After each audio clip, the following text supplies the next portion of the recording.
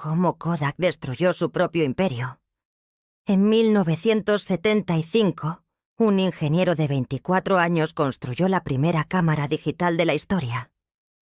Su jefe la vio, sonrió y le dijo: «Guárdala en el cajón, que nadie la vea».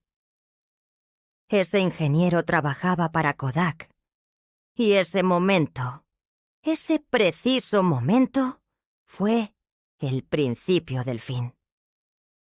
Para entender cómo Kodak se destruyó, primero tienes que entender lo que era Kodak. En los años 70 y 80, Kodak no era solo una empresa, era una religión. Controlaba el 90% del mercado de película fotográfica en Estados Unidos, el 85% del mercado de cámaras.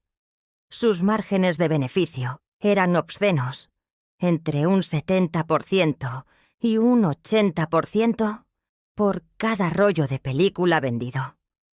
Piénsalo, 70 centavos de beneficio por cada dólar ingresado. La gente no compraba cámaras, compraba momentos, y Kodak era el único guardián de esos momentos. Nacimientos, bodas, graduaciones, primeros pasos. Todo pasaba por Kodak. La empresa llegó a emplear a 145.000 personas. Era el orgullo de Rochester, Nueva York. Una ciudad que existía, literalmente, gracias a Kodak. Nadie en el mundo era más poderoso en su industria. Nadie. Y entonces llegó Steven Sasson.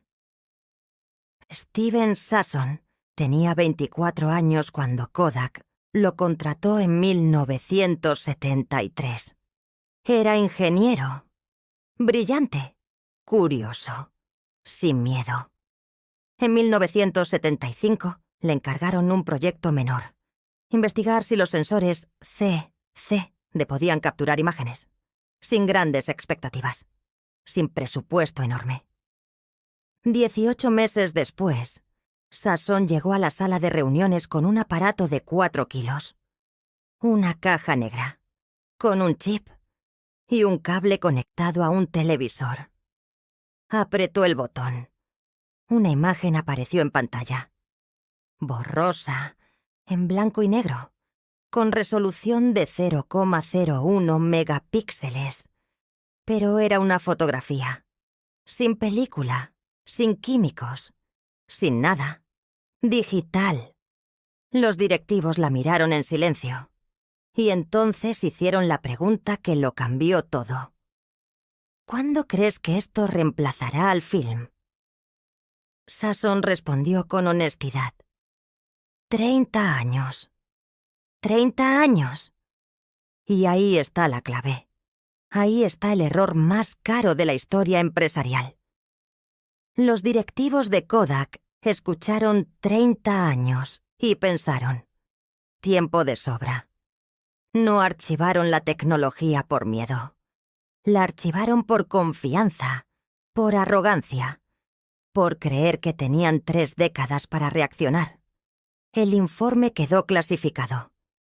La patente, guardada. Steven Sasson, silenciado. Kodak había inventado el futuro y decidió no vivir en él.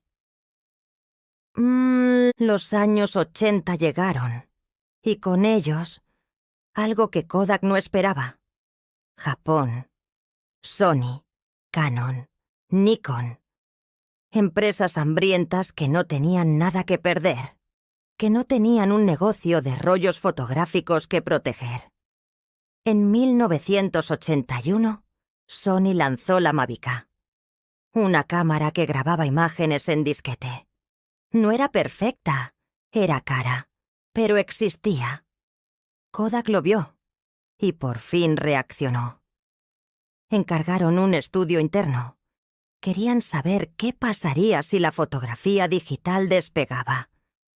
El informe llegó en 1981, claro como el agua. La fotografía digital destruirá nuestro negocio principal en 10 años. 10 años. ¿Y qué hizo Kodak con ese informe? Lo mismo que con la cámara de Sasson. Nada. Bueno, no exactamente nada.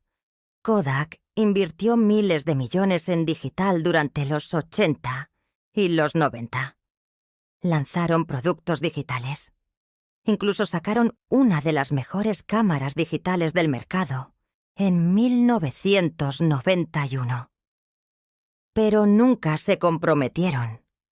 Nunca apostaron todo. ¿Por qué? Porque cada vez que un ejecutivo proponía acelerar la transición digital, alguien en la sala levantaba la mano y hacía el mismo cálculo. Si vendemos cámaras digitales, nadie compra rollos. Y los rollos son donde está el dinero.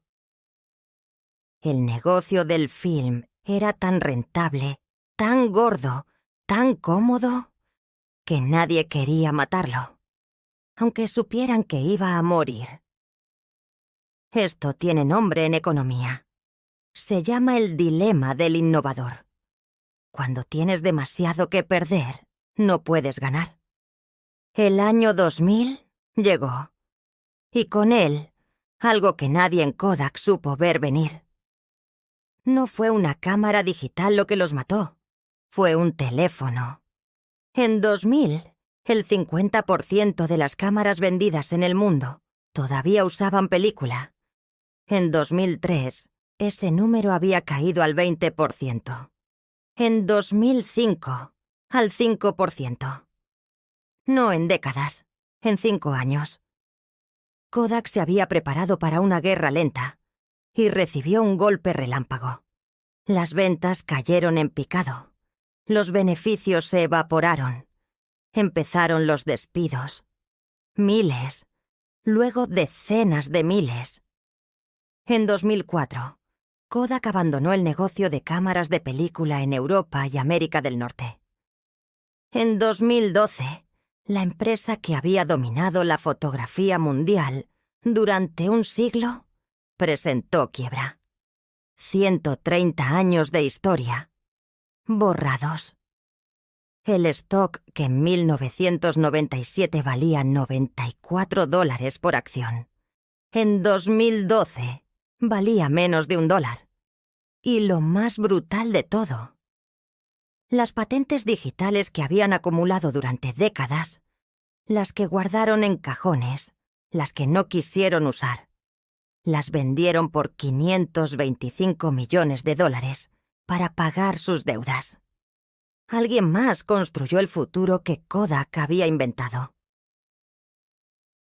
Kodak no murió porque fuera estúpida. Murió porque era demasiado buena en lo que hacía. Tenía la tecnología. Tenía el talento. Tenía el dinero.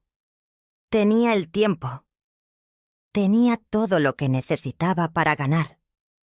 Pero tenía demasiado miedo de perder lo que ya tenía. Y eso es lo más aterrador de esta historia. Porque Kodak no es una excepción. Kodak es un espejo.